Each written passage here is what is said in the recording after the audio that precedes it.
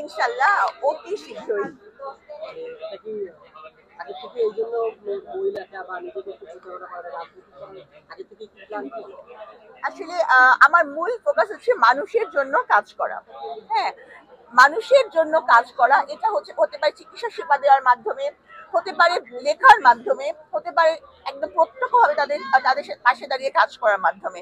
তো যেকোনো কারো মানে ভাবেই হোক না কেন, রাস্তা যেটাই হোক না কেন, ফোকাস আমার জনগণের জন্য কাজ। আপনার মূল পেশা যদি বলি যে ডাক্তারি আসলে এটা এটা কি তাহলে ঢাকা পড়ে যাবে না যে এতগুলো আমি যে রাজনীতিতে আসি? অনেক চিকিৎসকই তো রাজনীতি করেছেন, সেটা শুধু বাংলাদেশে না, পুরো বিশ্বে। সুতরাং আমি আসলে পেশা ঢাকা পড়ে যাবে এটা ভাবার কোনো কারণ নেই। রাজনীতিতে আসার কিন্তু মানুষের সেবা করবেন সেটা ঠিক আছে, পাশাপাশি এই যে আপনি যে জেলে ছিলেন আপনি নিজে ছিলেন এই মানুষগুলোর প্রতি একটা খুব কাজ করে এই প্রতিশোধ নেওয়ার জন্য কি রাজনীতিতে আসা? না, আমার আর রাজনীতিতে আসার ইচ্ছা অনেক আগে থেকেই। আর আমি খুব প্রতিশোধ পরায়ণ না। হ্যাঁ, আমার স্বভাবটা প্রতিশোধ পরায়ণ না। আমি অন্য কারোর উপর প্রতিশোধ নিয়ে উপরে উঠতে চাই না। আমি আমার নিজেকে এত উপরে নিয়ে যেতে চাই যে যেখানে অন্যরা এমনিতেই বুঝবে যে তারা কাজটা খারাপ করেছিল, যে আমার সাথে আমাকে ষড়যন্ত্রমূলক মামলায় কারাগারে দিয়ে কাজটা যে খারাপ হয়েছিল এটা যারা বুঝতে পারে। শোধ নিয়ে লাভ নেই। শোধ নিবেন, আমি যদি শোধ নেওয়া শুরু করি তাহলে তো আল্লাহর বিচারটা হবে না। আমরা একটু লেখানি আসি, গতবার যে বন্দিনী বের হয়েছে বন্দিনী তো অনেকে বলতেছে যে তার থেকে সাবিনা এখন অনেক পরিপূর্ণ লেখক হিসাবে। জি, তো অন্তত আমার এডিটর তাই বলেন। আচ্ছা আপু, বন্দিনী আর এই বইয়ের মধ্যে পার্থক্য কি থাকবে গল্পের মধ্যে এবং কি শিক্ষণীয় আছে এটা একটু বলুন। আচ্ছা, বন্দিনী প্রথম পর্ব, এবার বইমেলায় এসেছে আমার বন্দিনী দ্বিতীয় খণ্ড।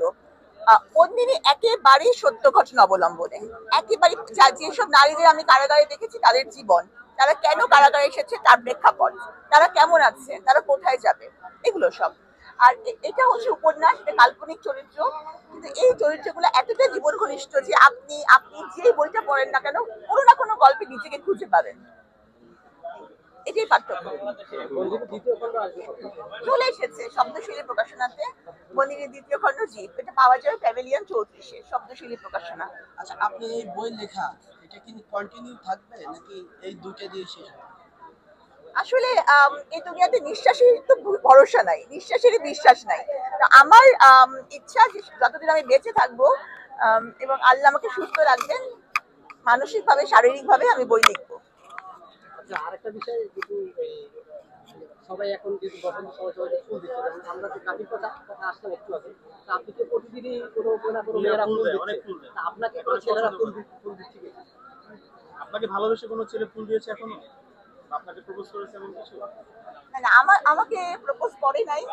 হ্যাঁ, আর প্রপোজ করা, ভালোবাসা, ফুল দেওয়া, চকলেট দেওয়া, এইসব বিষয়গুলো আমি ঠিক ভাবে অ্যাপ্রিসিয়েট করি না, মানি না। যে আমাকে সত্যিকার ভালোবাসে, যে আমার পাশে থাকবেন, সে আমাকে সাপোর্ট দিবেন, সাপোর্ট। আচ্ছা আপু, হ্যাঁ, এই বই এই লেখার ফুল মধ্যে চকলেট। আপনার যে বইগুলো আছে এই গল্পগুলো কি শুধু মানে বন্দিনী নিয়ে নাকি কোনো এর মধ্যে না, রোমান্টিক কোনো কিছু থাকবে? অবশ্যই ধরেন হচ্ছে যে একটা মানুষ বন্দি, যে বন্দিনী, সে কিন্তু অন্য গ্রহ থেকে নেমে আসা এলিয়ান না, সে এই সমাজেরই মানুষ। এবং তাদের ভালোবাসা কোনো কোনো সময় তাদের ভালোবাসা এত ইন্টেন্স ছিল যে সেই ভালোবাসার কারণে হয়তো সে তার নিজের স্বামীকেই হত্যা করে সেই ভালোবাসা মানুষের হাত ধরে চলে গেছে, পরবর্তীতে ধরা পড়ে কারাগারে এসেছে। আপনি কি ভালোবাসা নিয়ে কোনো বই লিখবেন নাকি সামনে? সালাম। ভালোবাসা জীবনের অংশ, জীবনের বাইরে না। এখানে প্রতিটাইতে ভালোবাসার কথা আছে, তবে ভালোবাসাটাই মানুষের জীবনে বড় কথা না। হ্যাঁ, ভালোবাসা যেমন দরকার, থাকার জন্য একটা ভালোবাসাও দরকার।